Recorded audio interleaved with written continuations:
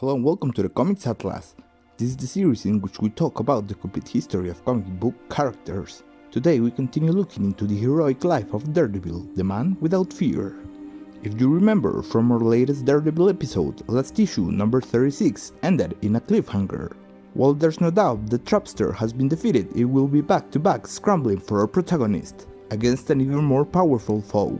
It should be a nice episode, so let's get to it. Our tale starts right where we left off last time, with Daredevil at the feet of Dr. Doom.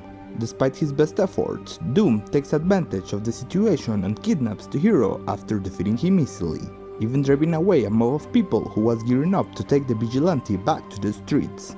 They take a few bumps on the road, but they reach the Latvian embassy, a place where the villain is free to do as he wishes. Remember, legally he's the king of Latveria, so he can be treated as a common criminal. Throwing the man without fear in a dungeon, he sits and waits for part 2 of his plan. Just in time, Murdoch gets the impression of escaping the prison, but it's only an illusion. His nightmare continues when he reaches a weird room, spinning and changing sides by itself. He keeps his cool as Doom has seen enough, admitting it was another trap.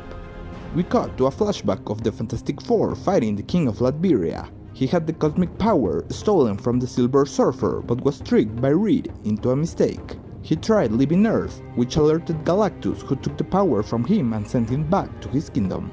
Now face to face with Daredevil again, Doom tries hypnosis, but of course, Blind Man. While he takes control of the situation and subdues the hero again, he reveals his plan. He searched for Matthew to swap bodies with him, and now he's on the way to the Baxter building to get rid of the Fantastic Four once and for all. But he commits his first mistake, simply leaving Matt on his body behind bars. He makes a bluff with the Latvian guard, making them believe Daredevil escaped, leaving him trapped.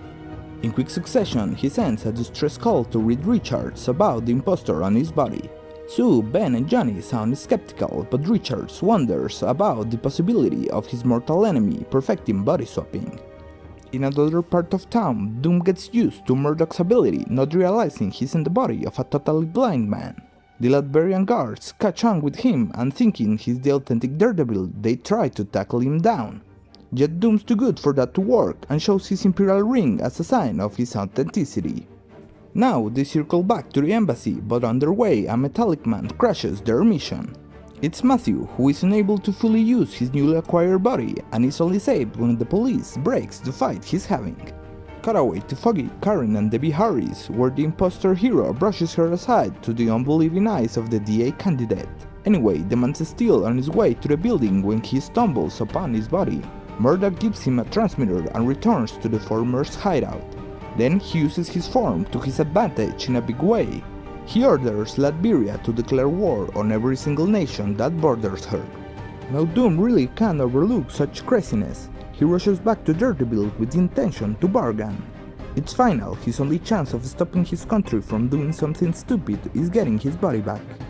They do that, and Matt, inside his own body, thrashes the swapping machine.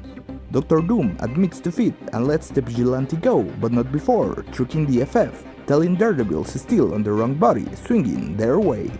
The end of the tale happens outside the pages of Daredevil. It's on Fantastic Four number 73. The Human Torch tries to bring down the quote-unquote fake lawyer from the skies of New York. He fails spectacularly and gets inside a water tower. Luckily for our protagonist, this time Spider-Man is just passing by. He hears the trouble Matt is in and is able to recruit Thor to talk some sense into the rest of the Fantastic Four. Daredevil doesn't wait for him, jumping into battle with Mr. Fantastic and the Thing as he tries to explain the situation. They trip and end up destroying the upper part of the Baxter building. Just as the Human Torch recovers consciousness and the rest of the heroes get to the place, it becomes a mighty free-for-all. Thor versus the Thing, Spider-Man versus the Human Torch, and Daredevil versus Mr. Fantastic. Talk about a big fight. After a nice bunch of beautiful pages, everyone seems to be unable to win their match, and they all end when Susan Storm gets a word on. She saw Doom solving his diplomatic crisis back in Europe, so she's sure this Daredevil in front of her is authentic. Everyone says they're sorry and leave with the last image of Invisible Girl and Mr. Fantastic embracing each other. That's a love story for another day, cause in this instance we came to talk about the man without fear. The Living Prison is a very interesting story in which Daredevil faces an enemy we know he won't be able to defeat. First, because he's a Fantastic Four villain, and second, because of the difference in both their strength. The best shot for our hero in this instance was stalling Doom for a while and battle him into a stalemate. That's exactly what he does, and it shows Matt's skill to bluff his way out of trouble. He really did have to be a lawyer. The only thing that I will complain about is Doom being unable to predict what Murdoch could do with his body. Couldn't he think twice before giving him his body that he would trick his underlings and create a diplomatic crisis? I think he could have foreseen it, but yeah, nice try. The last battle at the end was nice. I complain about Marvel heroes just fighting one another without reason or provocation. Well, this time there was enough.